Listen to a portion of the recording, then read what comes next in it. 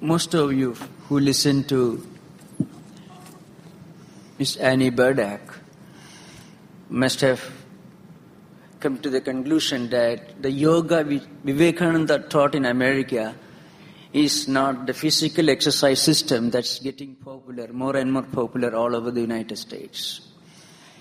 If you really want to know what yoga actually signifies, you can just think of what happened when Vivekananda addressed the audience on September 11 in 1893, which perhaps Ms. Badak had already referred to. When Vivekananda addressed the audience, sisters and brothers of America, 6,000 people stood up clapping their hands because they felt that this man really means what he is talking about. Yoga takes us to that higher transcendental universal wisdom which enables us to feel the presence of the whole universe within us and our own presence in the entire universe.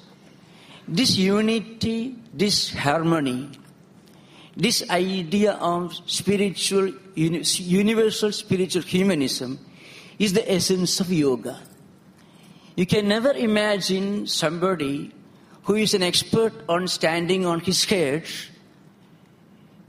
becoming a center of attraction to 6,000 people who spontaneously respond to him, accepting him as theirs when they listen to a totally strange religious idea, religious philosophy from him.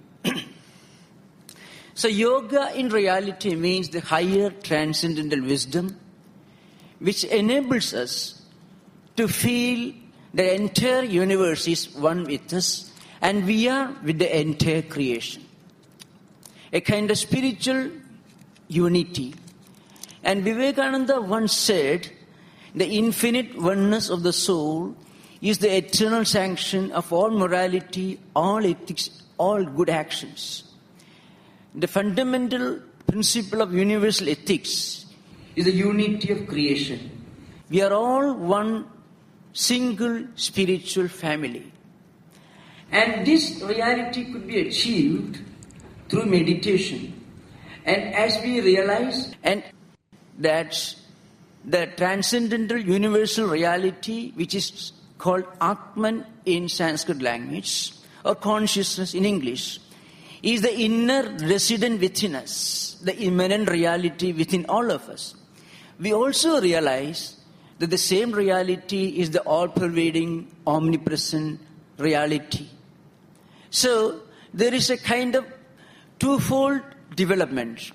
As we turn inward, it becomes an inner pilgrimage. And we realize that we are something beyond this psychophysical mechanism which comes and goes. We are the eternal, the transcendental, the universal reality, consciousness within. And the same consciousness is the all-pervading reality everywhere. Now, how do we respond to this truth? How do we become conscious of this truth? When you live in this world, when we get some setbacks or unpleasant events, we sometimes stop for a moment, move away from this flow of instinctive evolution and ask the question, who am I? What's the meaning of life? And what is the origin of the universe? What is the true significance of the mystery of human existence? This is possible only for human beings. In fact, the ability to ask this question and pursue this question in search of an answer is the one line of demarcation between the animal kingdom and human beings. An animal can never do that. Vivekananda once refers to this unique characteristic of human beings. See, you have to imagine a railway track, a small insect sitting on the railway track. and a huge locomotive coming from a distance. Now, this locomotive is millions of times stronger, bigger, and faster than this insect. The insect has the freedom to move away from the track. It can save its life by crawling away from the track. But the locomotive itself cannot do that. It has to borrow an intelligence from another external being. The driver has to apply the brake, then only the locomotive can come to a stop. It cannot change its own direction. But a crawling worm or insect can change its own direction. So Swamiji says in one context, yoga is the conscious effort to take our level of evolution to a higher level. Human beings cannot evolve further. Physical evolution has come to an end, but there is infinite scope for evolution at a higher level. We can become more cultured, more humane, more universal, more broad-minded, and more spiritual. Remember, Swami Vivekananda made a clear distinction between religion and spirituality. Religion is something secondary, but spirituality is universal. One can be spiritual without being religious. Spirituality is universal, it is harmonious, and it is universal. So when we ask the question, who am I? What's the origin of the universe? What's the true meaning of human existence? Then we start evolving further. At the philosophical level, we get an Aristotle, a Plato, but they live only in our intellect. Maybe at the grossest physical level, you may get an Alexander the Great or a Napoleon, but they are forgotten the day they die. But a Jesus or a Buddha or Vivekananda continue to live, and their stature grows higher and higher in course of time. And they continue living in the memories of millions of people, inspiring millions, teaching millions, and guiding the humanity to walk along the path of compassion, love, and spirituality. And it is this which actually distinguishes the popular yoga as a physical exercise and the yoga Vivekananda taught here. That yoga is the yoga philosophy of Bhagavad Gita and not the yoga exercise program which is based on Patanjali's yoga philosophy. I will come to this subject in course of time during the interaction if there is a chance. Now, if we try to turn this inquiry at the material level, we will be able to go to the galaxies, we will be able to explore the planets, the distant planets, we may be able to split the atom. And this ability can give us enormous power and knowledge. But this knowledge and power can turn us into monsters if it is not accompanied by wisdom. And wisdom is something which science and technology can never give. Wisdom is possible only through spiritual practice. And that spiritual practice is the means indicated by the yoga and also the goal. So yoga is the means and also the end. That's how the ancient Sanskrit books like Upanishads, Bhagavad Gita, and the later exponents of these books like Acharya and Vivekananda expounded these aspects. So, wisdom is that which demarcates the human beings from the animal kingdom. I can just give an idea of what this really means. There is an interesting dialogue between Crito and Socrates. Socrates was sentenced to death. He was in his prison. Crito was an old friend of his, went to the prison, and he puts a question to Socrates. How shall we bury you?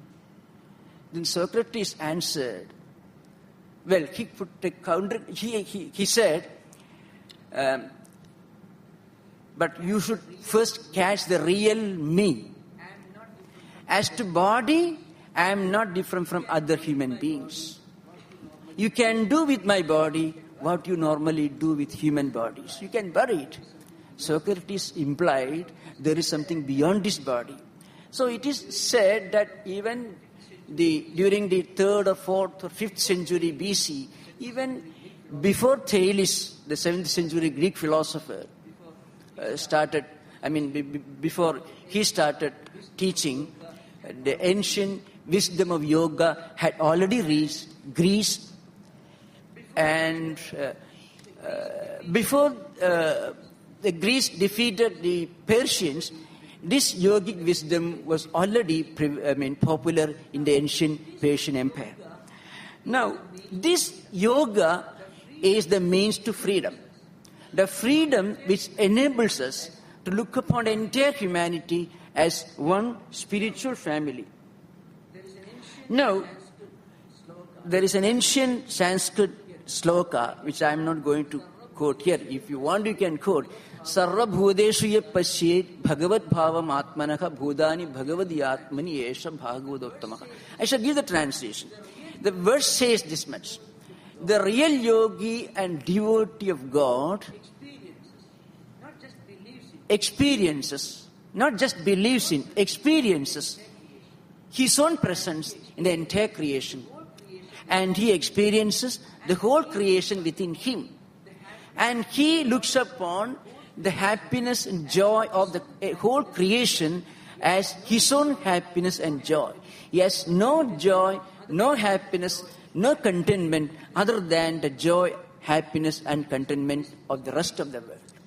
It is this spiritual realization that Vivekananda actually taught in America.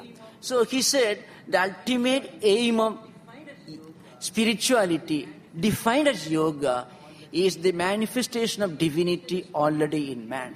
It's kind of spiritual humanism.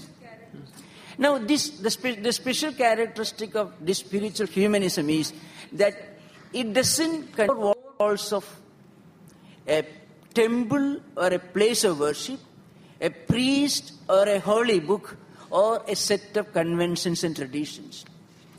Swami Vivekananda says one can be spiritual without being religious. Because spirituality is essentially universal humanism, which when we realize at the inner level, it makes us conscious that we are beyond this body, beyond this mind, beyond this intellect. These things are not negated, but behind all this, there is an eternal consciousness which enables us to live in this world and to live intelligently and to experience the spiritual wisdom. And simultaneously, we also realize, as we realize the immanent reality within, we also realize that the same immanent reality is the omnipresent reality and the transcendental reality which encompasses the entire creation. That makes us more broad-minded. That makes us more humane. That makes us more compassionate. So, Swami Vivekananda's and most radical contribution was that he spoke about a religion which goes far beyond the conventional accepted ramifications or implications of religion. It is universal spirituality which we can only experience, which cannot be defined. A real spiritual experience, intuitive experience, can never be defined, can never be explained. In fact, one important characteristic of all the great classical Sanskrit works expounding the philosophy of yoga and Vedanta is this. The reality is beyond books. These books only enable us to move our mind away from non-spiritual sensory pleasures.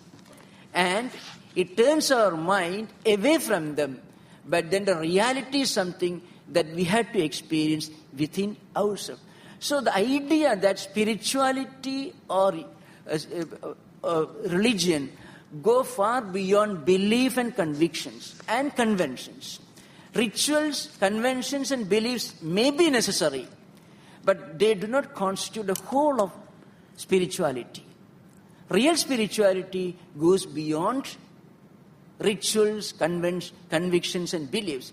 So in that respect, Jesus was a yogi. He was not a Hindu. Buddha was a yogi. Of course, he was, born as a Hindu. So all the great personalities in the world, whether a great philosopher like Socrates and Aristotle, or a great thinker like Immanuel Kant, or a great mystic like Meister Eckhart, or great spiritual teachers, they all spoke about this transcendental wisdom. So the yoga and Vedanta of the Hindus, dharma and nirvana ideals of the Buddhists, the non-violence ideas of the Jains, and the ideal of total surrender to the will of God found in Islam, the path, the way in Tao religion, and the belief that everything in this world contains the essence of spirituality, which is very popular in Shinto religious tradition. The sturdy monotheism of the Sikhs.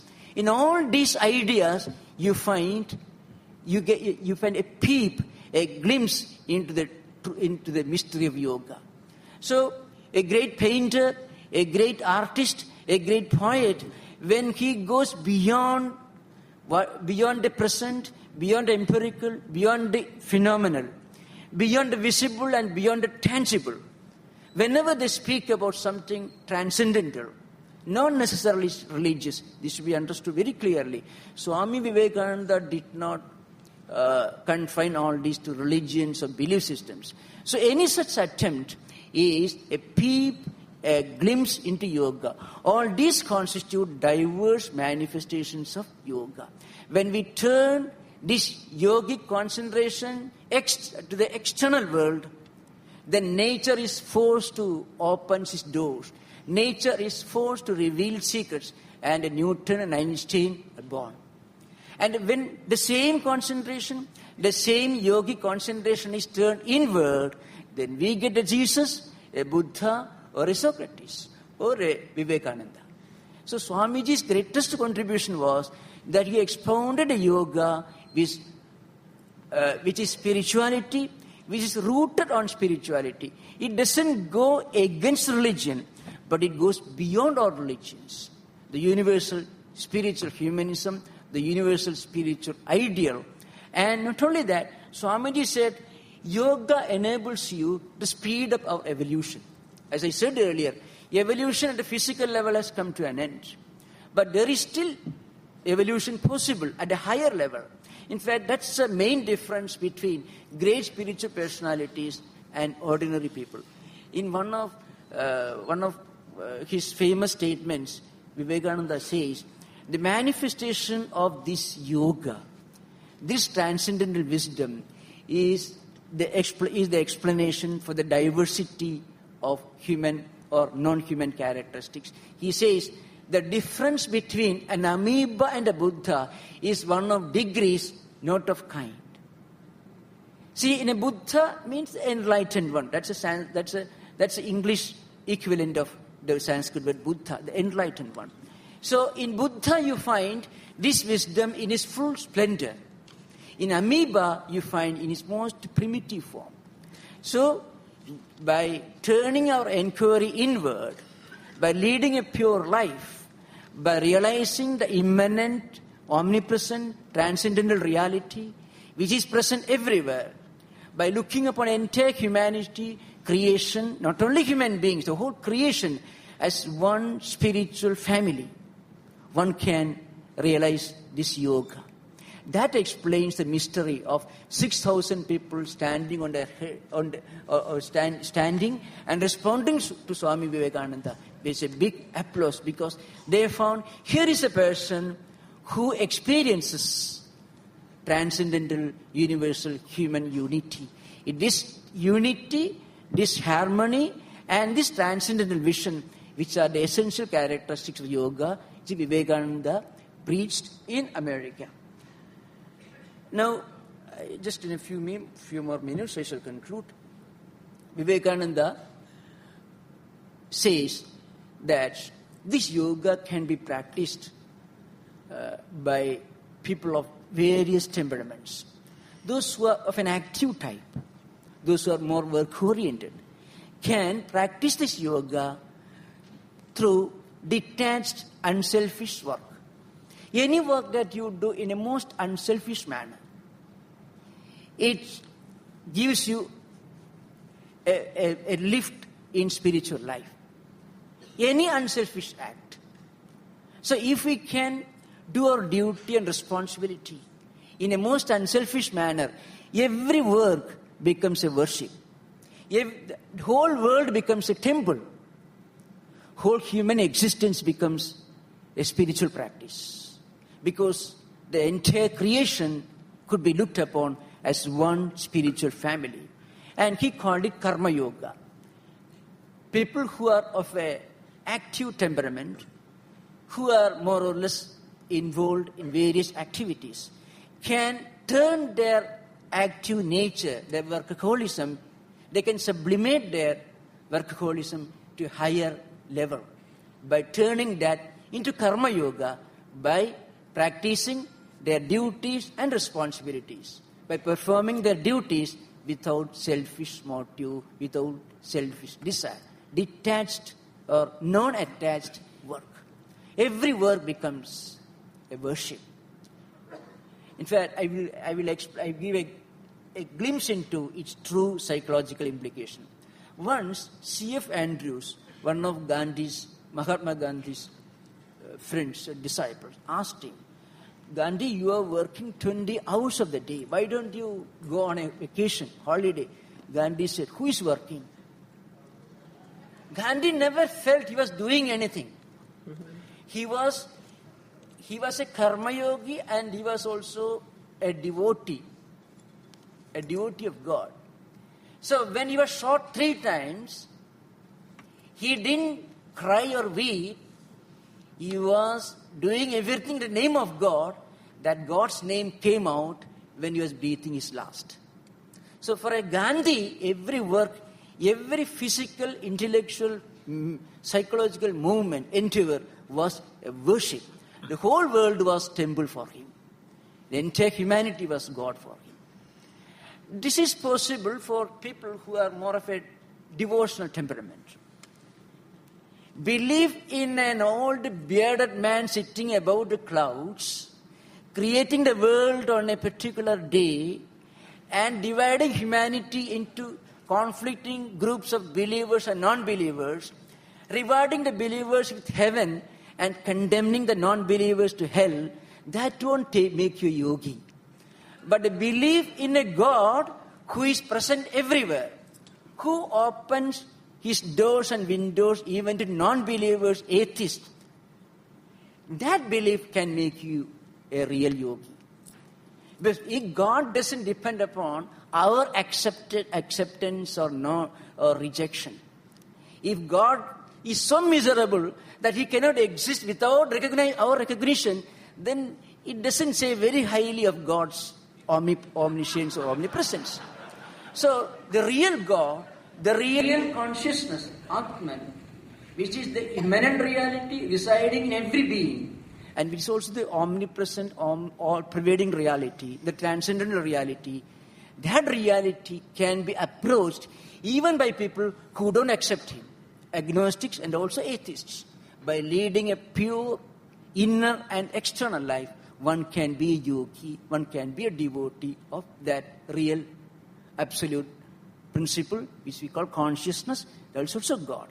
Vivekananda accepted all religious ideas. He said, we are not traveling from error to truth, but to truth that's lower, to truth that's higher. So there is no false religion in this world. Every religion is right.